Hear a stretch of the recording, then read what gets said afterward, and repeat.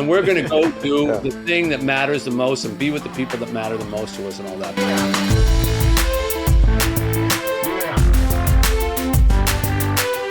Welcome, everyone, to the Driving Vision podcast brought to you by the Zeigler Auto Group. And here with me, Auto Group Director of Talent Development, Mike Van Ryn. Welcome, Mike. Hey, thanks, Sam. Be sure to subscribe to the podcast, like it if you do, and leave a comment. Coming up on today's episode of the Driving Vision podcast, we're proud to have New York Times bestselling author Mitch Albom. Mitch is a journalist, screenwriter, playwright, and radio host who has captured the hearts of readers worldwide with his thought-provoking novels and memoirs. From Tuesdays with Morrie to Five People You Meet in Heaven, Mitch's writing delves into the complexities of life, death, love, and loss, and the power of human connection. His latest book, Strangers in the Lifeboat, continues this legacy, and we are honored to have Mitch with us today to talk about his journey, both as an author and as one who is continually giving back to the world in unique and thoughtful ways. We go now to author Mitch Albom. Hi, everybody at Team Zeigler. I'm Mitch Albom, and I'm looking forward to seeing you when I come up there next week to talk about a topic that's very close to my heart, and I hope will be to yours too. It's called Giving is Living. And I'm going to talk about how I have learned over the years that is maybe the truest thing that I've ever learned from anybody. I learned it from my old college professor, Morrie, and it has proven to be a guidepost for my life, and maybe it'll offer some insight for yours as well. So looking forward to seeing you next week. So the podcast theme is Driving Vision, and people with big visions have changed the world. You go back politically, you look at JFK taking people to space, Reagan brought a wall down. Others have done incredible things and brought people together with their visions. What is your vision of the world, Mitch? The better world, and how are you driving that today? Well, so you're starting with small questions. Yes. Your agent said you got to get right to it. So. Yeah. Well, I would say, first of all, I think like everybody, my visions of the world have changed as I've aged. And I think the way you look at the world when you're 18 and what you want to accomplish in it and the way that you look at it when you're 60 are and should be very different things because you learn as you grow. And as I would say at my current stage, my view of the world is that trying to change it globally, politically, on a massive scale level is probably an impossibility. And the way that things get changed is at a ground level. And I have spent much of my time and continue to spend much of my time trying to do things globally, politically, on a massive scale level is probably an impossibility. And the way that things get changed is at a ground level. And I have spent much of my time and continue to spend much of my time trying to do things at ground level. Particularly with the charities that I'm involved with. So the charities here in Detroit, through the Save Detroit, I'm at them. I create them. I don't just go out and find funding for them or come up with some think tank idea of what they should be. We go in and hands-on, and everything we do is you could go to it. You could go and experience it. You could go to our rec center. You could go to our medical clinic. You could see the people there who are benefiting from it. And then for me, a huge part of my life is an orphanage that I operate in Haiti, which I'm at every month. Again, that could be something that you could just try to fundraise for, ship money over, and go visit once every couple of years. I've been there every month for the last 13 years.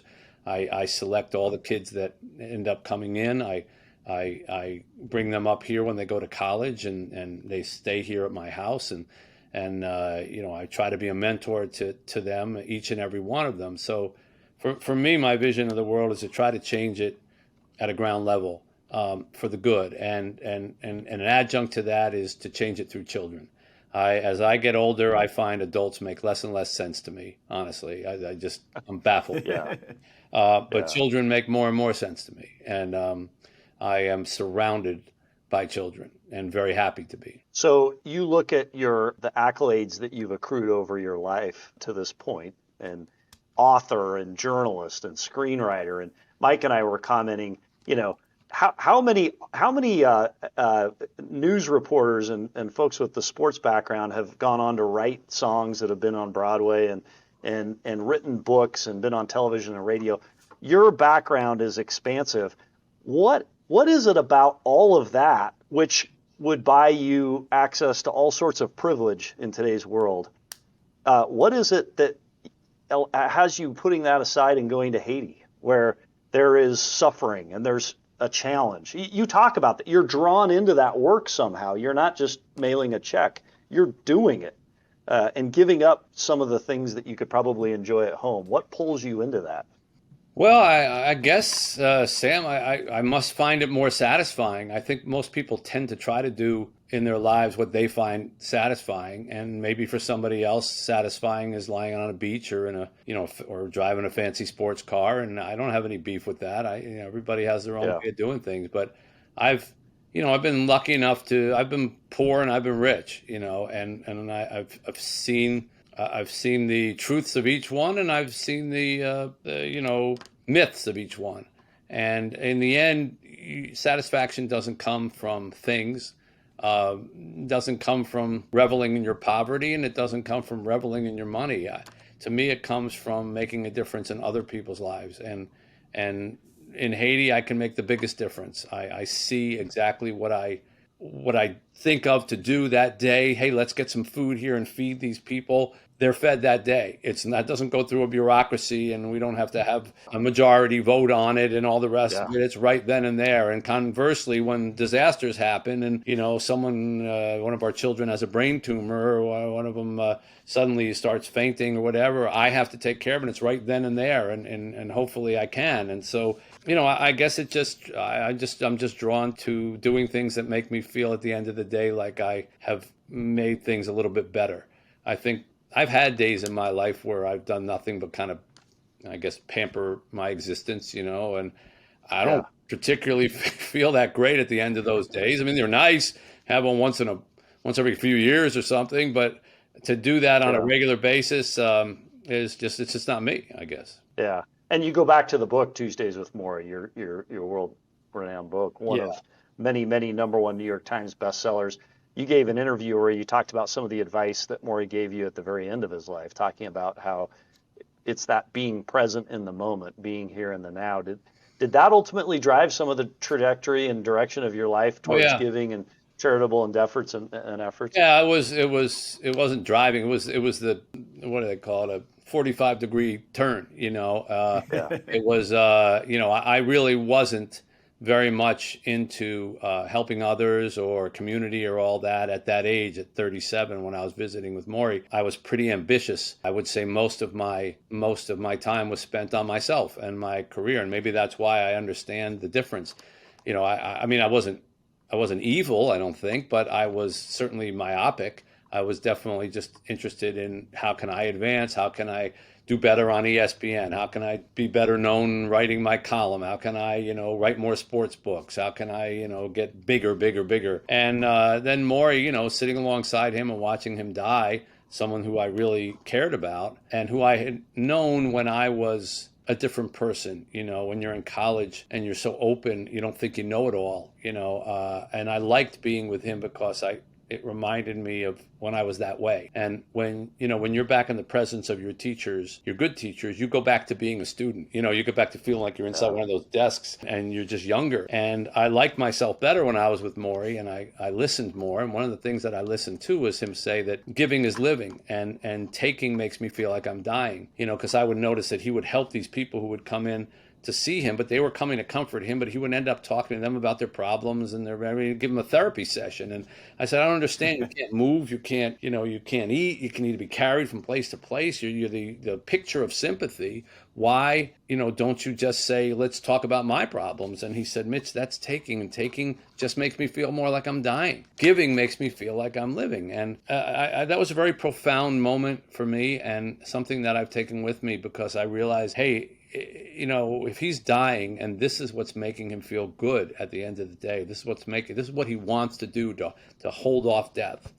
If we're like that in our normal lives, wouldn't that be the same? And I have found that to be true. So when I finish a day in Haiti and I go to sleep on a mattress that's, half the size or a quarter the size of what I have in my house here, or in a room that, the power goes off and it's 100 degrees and you're sweating and, all kinds of reasons for you not to be comfortable, I sleep better there than I do here, because I sleep knowing that I spent the day doing something that was important. And tomorrow I'm going to get up and spend the day doing something that's really going to make a difference. And so much of what we do in America, I think we're blessed and we're cursed. We're blessed to have this wonderful existence, and it's a very cushy existence relative to the rest of the world. Even those who are poor here in America have it better than so many other people in the world. Poverty, as it's defined in Haiti, which is the second poorest country in the world, and poverty as it's defined here in America, with only one TV and a poor cell service for your phone, and that is poverty in America, still qualified. It's two different things. And so to see people starving, and to see people coming to our door and saying, take my children, I can't feed my children, they're going to die if you don't take them, that makes you feel like you're doing things that really truly change the world in a small way. And so that's how I think that giving is living thing is personified for me. It's what I'm going to talk about up there in Kalamazoo next week when I appear up there. It's interesting hearing you talk. It occurs to me that your experience with Morrie awoke you to that truth. Your ongoing experiences in Haiti continue to reconnect you with that. There's something to being in those situations. I lived abroad for a period of time in Ukraine when I was a high schooler. My wife actually lived in the Dominican Republic for a period of time. You actually gain a sense of gratitude being in those situations, and somehow that connects you and reconnects you to that truth, doesn't it, Mitch? Yeah. Well, I think gratitude is very important. It's a highly underrated attribute. I think if you spend time, I try to every morning, just thanking, whether you believe in God or universe or just the world, and I just rattle off for about 15 minutes everything that I have in my life that I'm blessed to have. And it's usually people. It's, thank you for this person, and thank you for this person, and I think all the fun that I've had with this person, all the laughs I've had with this person, all the joy, the love that I felt from this person. And by the time you're done with those 15 minutes, you feel pretty good about yourself, and all it really is just saying thank you. And, anyone who's ever had, a surprise party or a tribute, or maybe a retirement party or some kind of, or they honor you or something, and you have that moment where it's your turn to get up and kind of go around the room and thank everybody. And you're filled with this, like, wow, this is an amazing thing, that I have to be grateful for.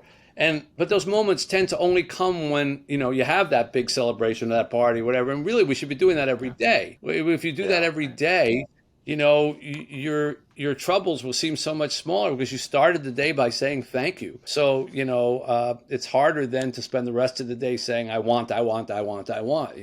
And I think that, that's an equation that, again, I've learned as I've gotten older. I didn't know any of this stuff when I was young.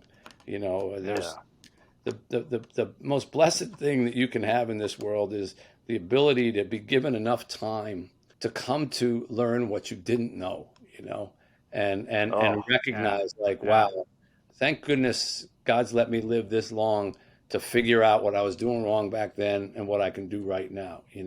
I would have hated to have been snatched while I was still making so many mistakes, not that I'm not making plenty of them now, but hopefully I'll be around tomorrow. So Mitch, Tuesdays with Morrie, the best-selling memoir ever published. Congratulations. What do you attribute that success? How come so many people out there are able to connect with that and read it and reread it? What do you attribute this success to? I think you just said it is that people are able to connect with it. I think when a book sells that many copies, it's not my writing, it's not people all over the world are going, oh my God, you just have to read the writing is so incredible. This book's translated into 50 languages. I don't even know most of them. I can't even recognize the books that have my name on the front of it. I don't even know that that's what it is. And yet it's being read there. So obviously it's not my writing. It's the story that everyone can kind of relate to. And I didn't realize this when I wrote it, but I do now after all these years, that most people either have a Morrie in their life, a teacher, a grandparent, a parent, or the guy next door on the rocking chair, whoever it was who kind of influenced them. And then most people can kind of see themselves in my character at that particular age, Sure. very ambitious and working hard and trying to get ahead, but not feeling particularly satisfied, wondering like, why aren't I happier if I'm doing all the stuff I'm supposed to be doing? And I find that whether it's the Japanese culture, the Chinese culture, the Australian culture, the Croatian culture, the Swedish culture, there's like parallels in all those countries to those kind of prototypes, or archetypes. And I think that's why people have come to it in the numbers that they have and continue to do. In an interview, you've talked about how, as Morrie approached death, he asked you if you would continue to go to his grave after his passing and talk to him. And you talked about, well, you won't be there to listen, or you won't be there. And what did he say? And have you continued to do that, and has that had an impact on your life? Yeah. So what he said, come and talk to me at my grave, have a picnic, bring some blankets, some sandwiches. And I said, wait a minute, you want me to sit there and talk to the air? And he said, yeah, just like we're talking now. And I said, well, it's not going to be like we're talking now because you won't be able to talk back. And he looked at me as if I were being very naive. And he said, well, Mitch, I'll make you a deal. After I'm dead, you talk, I'll listen. And, it was very funny, but it was one of the last things that we said to one another.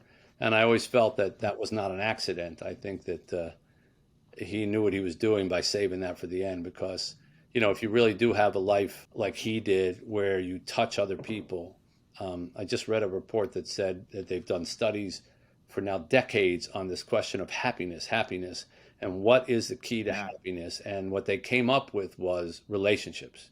It isn't money, it isn't status, it isn't satisfaction, it's relationships. The better your relationships are with people, the happier you are.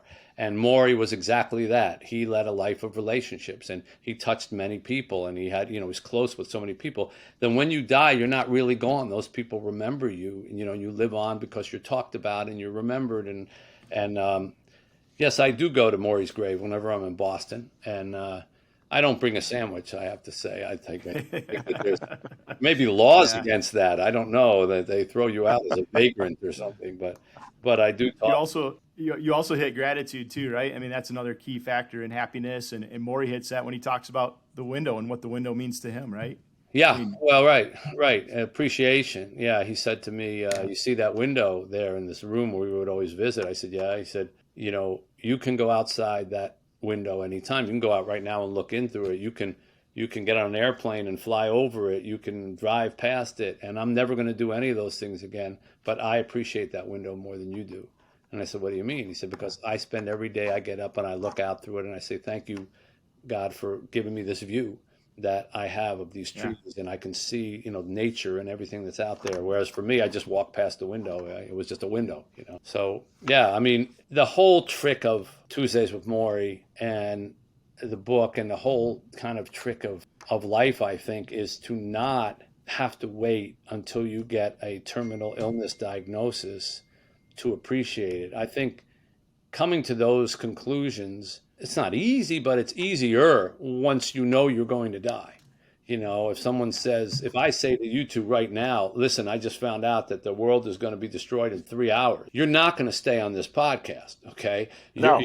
You're going to go, as important as this may seem right now, yes. We're gone, all right? And I'm not going to stay on this podcast. And we're going to go do the thing that matters the most and be with the people that matter the most to us and all that. But that's because you know what's coming. The trick is to be able to do the things that are satisfying and right without knowing what's coming and being prepared any day for it to be the end. But maybe tomorrow isn't, maybe next week isn't, and maybe next year, the next 10 years isn't. But still to be able to live your life as if you knew that was going to happen and have those two things converge. So when the day comes and they say, okay, this is really the day, you go, well, I'm not actually going to do anything different because I've been living my life exactly the way I want to in terms of priorities, so I'll just have one more day of it, and then that'll be the end. That would be the balanced, perfect life, if we could get to it. So, Mitch, you've accomplished so many things in your life. I mean, and had such success, and you're giving back in so many ways. What's next for you? What's the next thing out there? Next for me is just to see all these children, there's 60 of them at our orphanage, get to college. Now we're bringing, I have a baby here now that we're raising, and she's 1 year old, and she had a terrible start, and she didn't have anything to eat but sugar water for the first 6 months of her life, and she was extremely malnourished, and she only weighed 6 or 7 pounds at 6 months. And, she was on the precipice of living, and we've taken her in, and thank God she's doing well, and she's coming along, and she's living with us for the time being. And now I say to my wife, well, now that's 22 more years that I have to be here in order to see her graduate college. And so, that's what's next, is to try to last that long and see these kids go along. Yeah. I mean, there's many things that I would love to do professionally that I'm yet to do. But if I didn't get to do one more thing professionally, I've already had as rich a life as anybody could want professionally. You can't be greedy. Sure. But in terms of seeing the children that we have kind of taken on as our own charges in the world, and we're responsible for them, to see them through to adulthood is my big goal. For those who are inspired by what you're doing in Haiti and some of these other efforts, are there ways our national audience can join you, can contribute to this effort, not necessarily by going but by giving? Is there is there a foundation, Mitch? They want to just find out more about it, and then if they choose to want to help us in any way, it's very simple. The name of the orphanage is the Have Faith Haiti Orphanage, and the website is havefaithhaiti.org. On the web, the whole story is there, the videos are there, all our kids are there, endless pictures. You could be lost in that website for days. And and if you so choose to help us, we welcome it. Absolutely. Well, Mitch, we absolutely appreciate the time you've been with us today, sharing some of your experience in both writing books, but also your growth over the span of your career. And we are so excited to have you at Zeigler Auto Group inside our locker room to hear this message of giving is living. So we look forward to seeing you next week. And for our national audience, check out Mitch Albom in both the book Tuesdays with Morrie, but also your most recent book. Oh my goodness, it just went from me. Stranger I'll in the edit this. Lifeboat. Stranger in the Lifeboat. Yep. Thank you. Thank you, guys. And then, bye-bye. Thanks to Mitch Albom for contributing to this week's podcast, and to you, our weekly listeners, who make us one of the most listened to podcasts. Until next week, how are you driving vision today?